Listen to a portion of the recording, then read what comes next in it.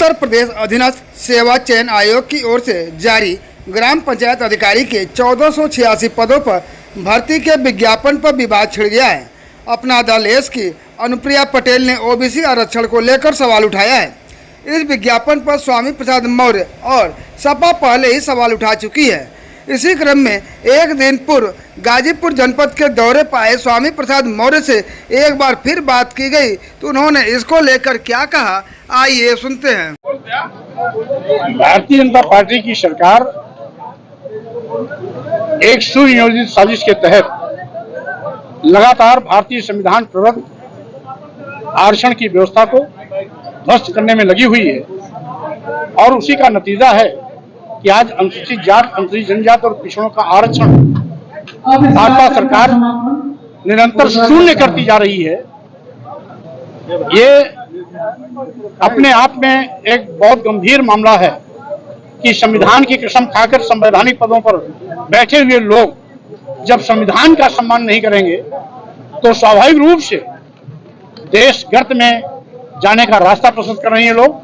और आज हिंदू कह करके दलितों, आदिवासियों, पिछड़ों का वोट तो लेते हैं, लेकिन सत्ता में आने के बाद दलितों, आदिवासियों और पिछड़ों का आरक्षण का गला घोट रहे हैं, जो बहुत ही दुर्भाग्यपूर्ण है। दिल्ली में अधिकारियों का ट्रांसफर पोस्टिंग को लेकर अधिकारियों को आदेश जारी किया गया है, उस पर राजनीति चल रही है। इसको लेकर अखिलेश यादव जी ने ट्वीट भी किया है। देखिए, कुल मिलाकर के केंद्र सरकार का ये हिटलरशाही रवैया है। लोकतंत्र में लोकतांत्रिक तरीके से चुनी हुई सरकारों को सरकार चलाने का पूरा अधिकार है। उसमें दखल देने का काम यदि कोई करता है तो लोकतंत्र की हत्या करना जैसा है। जी, कर्नाटका में जिस तरह शपथ ग्रहण हुआ और अखिलेश यादव जी का जो है मंच से गायब रहना, किस तरह की राजनीति, उसको पर क्या कहेंगे? श्री अखिलेश यादव जी की बड़ी मां दादी कल ही एक्सपायर हो गई थी। अंत्येष्टि कार्यक्रम में व्यस्त होने के नाते कर्नाटक जाने का कार्यक्रम उनका निरस्त हुआ था। इसके पीछे कोई और कारण नहीं था, बल्कि उनकी बड़े पिताजी की पत्नी यानी नेताजी के बड़े भाई की पत्नी यानी बड़ी के एक्सपायर होने के नाते उनका कार्यक्रम अस्वीकृत किया गया। अगर बात किया जाए ओम प्रकाश राजभर की, वो लगातार कहते रहते हैं कि ओम प्रकाश अखिलेश यादव के आसपास जितने लोग हैं वो दगे कारतूस हैं। तो जब ओम प्रकाश राजभर जी भारतीय जनता पार्टी के गठबंधन में हैं तो उनको अखिलेश यादव की चिंता करनी ही नहीं चाहिए। और सही मायने में तो जो दगी कारतूस थी वो अपने आप बाहर हो गई। वो अपनी व्यथा रो रहे होंगे कि राजभर जी दगी कारतूस के रूप में आए थे, चले गए। अब उनको दगी कारतूस दिखाई कहां पड़ रही है? अब तो भाजपा में दिखाई पड़ेगी जो दिखाई पड़ेगी। सर, आप हिंदू राष्ट्र की बार बार विरोध करने की कोशिश कर रहे हैं, बार बार कह रहे हैं कि हिंदू राष्ट्र नहीं, जबकि बिहार में बाबा बागेश्वर धाम वाले सरकार जो अपने आप धर्म शास्त्री कहते हैं, शास्त्री जी भी इसका बिल्कुल पर जा चुके हैं और लगातार हिंदू राष्ट्र का प्रचार प्रसार शुरू हो गया और आप विरोध कर रहे हैं, क्या होगा? मच्छरों और मक्खियों के भ्रमराने से बादलों की एक आवाज नहीं निकल सकती। मक्कार खाने में तूती की आवाज बाबा जैसे एक नहीं हजार की तरह से बोलेंगे तो देश की जनता उसका संज्ञान नहीं लेगी।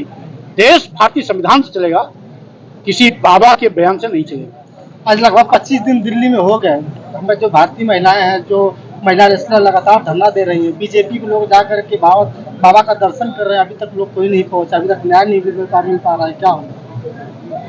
भारतीय जनता पार्टी की सरकार लोकतंत्र को लगातार कुचलने की कोशिश में लगी है। दिल्ली में धरना देने वाली बेटियां कोई ऐसी तैसी बेटियां नहीं हैं, वो विश्व स्तर की उच्च स्तरीय खिलाड़ी हैं, ओलंपिक में गोल्ड मेडलिस्ट पाने वाली लड़कियां हैं। वो पूरे देश की ऐसी गौरवशाली बेटियां हैं जिसपे पूरे देश को नाज होना चाहिए कि पूरे दुनिया में अपने कर्तव्य से भारत का मान बढ़ाया। 6 महीने से आवाज उठाने 6 महीने से लगातार आवाज उठाने के बावजूद भी FIR न लिखना दुर्भाग्यपूर्ण है। FIR तो तब लिखी गई जब माननीय सर्वोच्च न्यायालय ने दखल दिया। FIR लिख ली गई, लेकिन अभी भी सरकार जांच कराने के लिए तैयार नहीं। और सही मायने में सरकार को तो निष्पक्ष जांच करानी चाहिए थी कि आरोप सही है या गलत है, आरोपी को सजा देना है या नहीं देना है। जब जांच ही नहीं कराएंगे तो मामला आगे बढ़ेगा कैसे?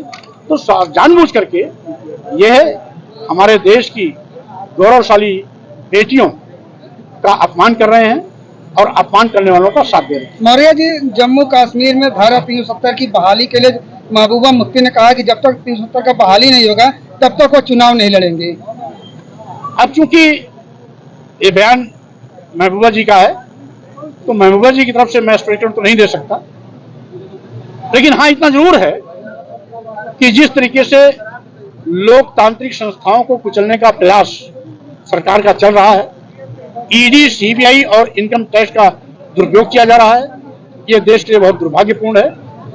और ऐसा लगता है कि जिस तरीके से बरसात में पतंगों के पर आ जाते हैं तो दिया में या लाइट में जल के मर जाते हैं, उसी प्रकार से 2024 के लोकसभा चुनाव में भाजपा की विदाई भी होना अब तय है।